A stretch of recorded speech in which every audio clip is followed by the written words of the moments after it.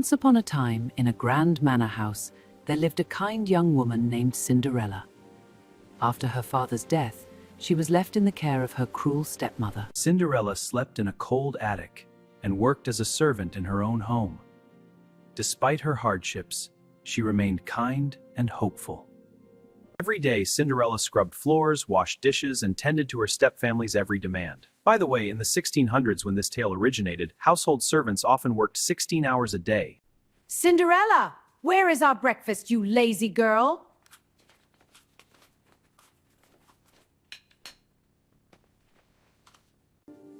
Though treated poorly, Cinderella never lost her gentle spirit or kind heart.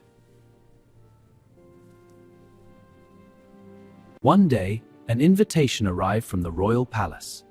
The king was hosting a grand ball so the prince could meet eligible young women and choose a bride.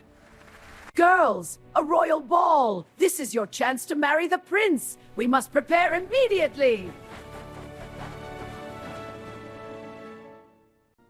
Stepmother, may I attend the ball too? The invitation says all maidens are invited. You? Go to the ball? Only if you finish all your chores and find something suitable to wear. But you have nothing!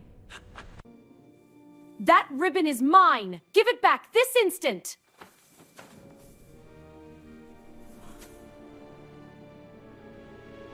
Cinderella, make this dress tighter.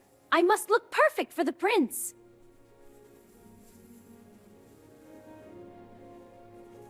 Cinderella worked tirelessly to prepare her stepsisters for the ball, though her own heart ached to attend. Interestingly, the art of hand-sewing gowns in the 1700s could take over 200 hours for a single ball gown. The evening of the ball arrived, and Cinderella watched her stepfamily depart in their finest clothes.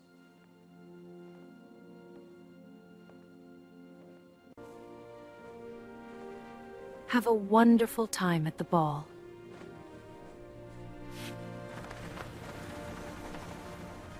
As the carriage rolled away toward the palace, Cinderella returned inside, her dream of attending the ball crushed. Alone in the empty house, Cinderella wept. It seemed her dreams would never come true. But then, something magical happened.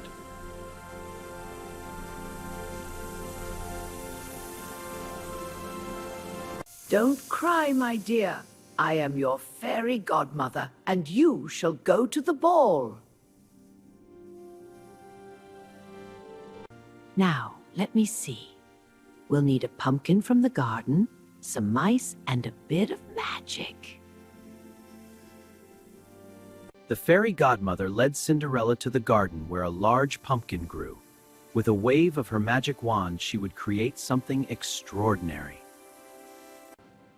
Bibbidi-bobbidi-boo!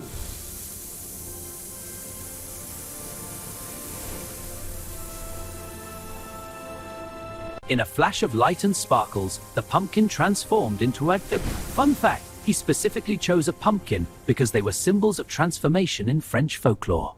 Next, the fairy godmother transformed 4 mice into beautiful white horses to pull the carriage.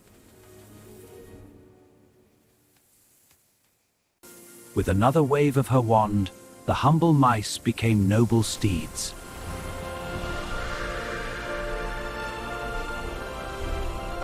The carriage was ready, but Cinderella still needed something to wear.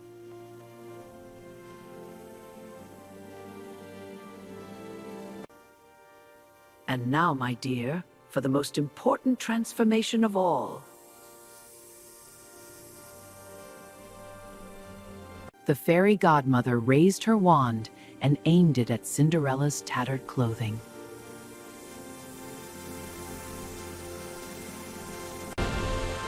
In the most spectacular transformation of all, Cinderella's rags became a breathtaking ball gown.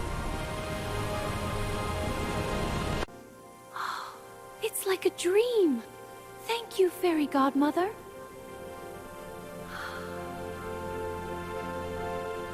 The glass slippers were the most magical part of all. They sparkled like diamonds and fit Cinderella perfectly. Interestingly, some scholars believe Perrault wrote ver mean to write fur slippers. Remember, my dear, the magic will only last until midnight. When the clock strikes 12, everything will return to what it was. I understand, Fairy Godmother. I will leave before midnight. Thank you for this wonderful gift. With grateful heart, Cinderella climbed into the carriage and set off for the royal palace. As the carriage rolled through the moonlit countryside toward the palace, Cinderella's heart raced with excitement and nervousness. The royal palace was the most beautiful building in the kingdom, glowing with thousands of candles and filled with music and laughter. Nobles and dignitaries from across the land arrived in their finest carriages, but none compared to the mysterious maiden in the golden coach. When Cinderella arrived, everyone stopped to admire the mysterious, beautiful princess. Whispers spread through the crowd. Who was this enchanting stranger? No one recognized her, not even her own stepmother and stepsisters. The cruel stepfamily stared at the beautiful newcomer, completely unaware she was their servant Cinderella. The ballroom was more spectacular than Cinderella had ever imagined, with music, dancing, and beauty everywhere. Prince Charming had been greeting guests all evening, but found no one who captured his interest, until now. The moment Prince Charming saw Cinderella enter the ballroom, he was completely enchanted.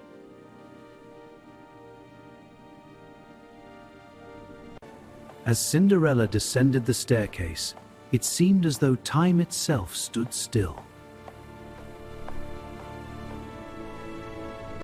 The prince immediately crossed the ballroom, ignoring all other guests, determined to meet the mysterious maiden.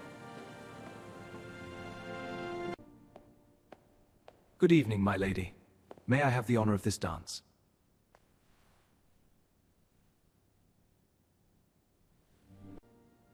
I would be delighted, Your Highness.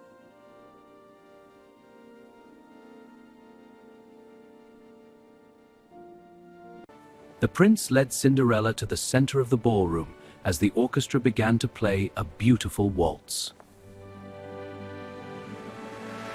As they danced together, it felt as if they were the only two people in the world. The prince had never met anyone so kind and genuine, and Cinderella had never felt so happy. They danced, dance after dance, never wanting to part.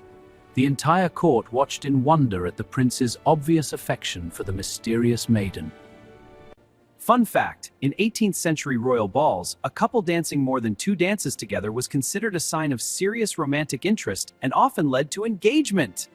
Look, my son has finally found someone who makes him smile. I haven't seen him this happy in years. Who is that girl? The prince hasn't looked at my daughters once. This is outrageous! The prince led Cinderella to a quiet balcony where they could talk away from the crowd.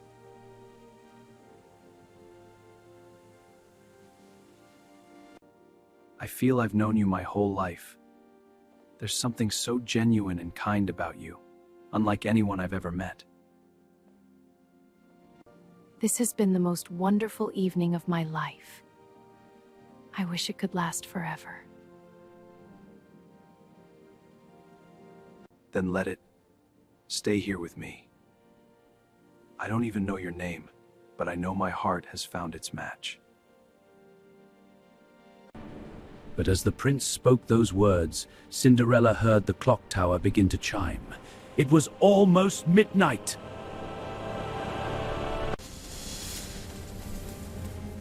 The first stroke of midnight rang out across the palace. Oh no, must go. I'm so sorry.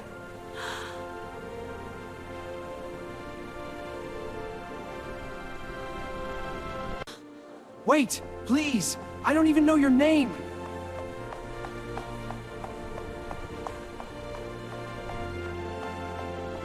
Cinderella ran through the ballroom as fast as she could. The clock continued striking midnight.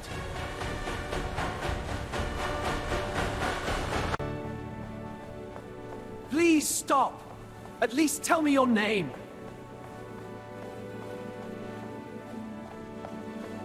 In her haste, one of Cinderella's glass slippers slipped off and was left behind on the palace steps. Cinderella reached her carriage just as the clock struck its 11th chime.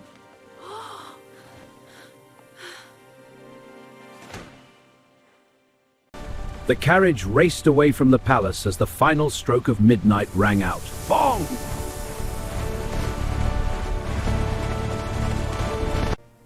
As the 12th chime faded, the magic began to disappear.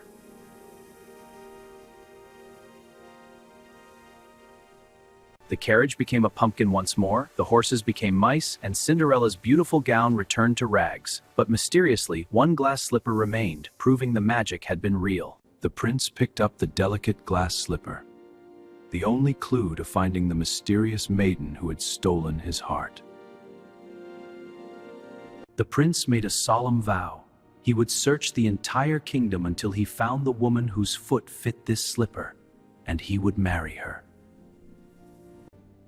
Father, I will travel to every house in the kingdom.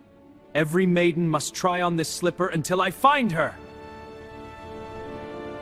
Hear ye, hear ye! By order of His Royal Highness the Prince, every maiden in the kingdom shall try on the glass slipper.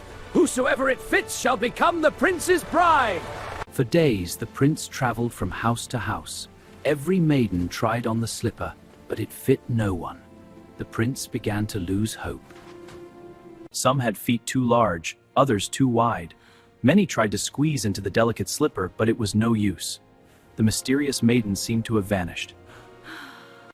Finally, the prince's search brought him to the home of Cinderella's stepmother, the last house in the kingdom.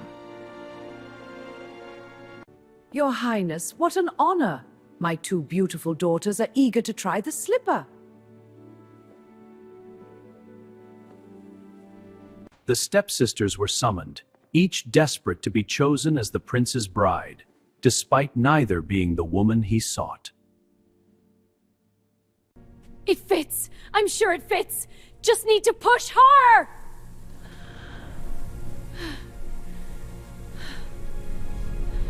But no matter how hard she tried, Drizella's foot simply would not fit.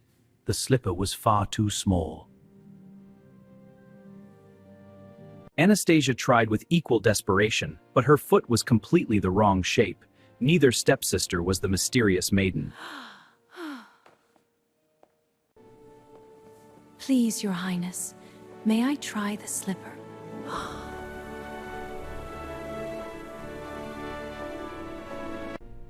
No, she's just a servant. She wasn't even at the ball.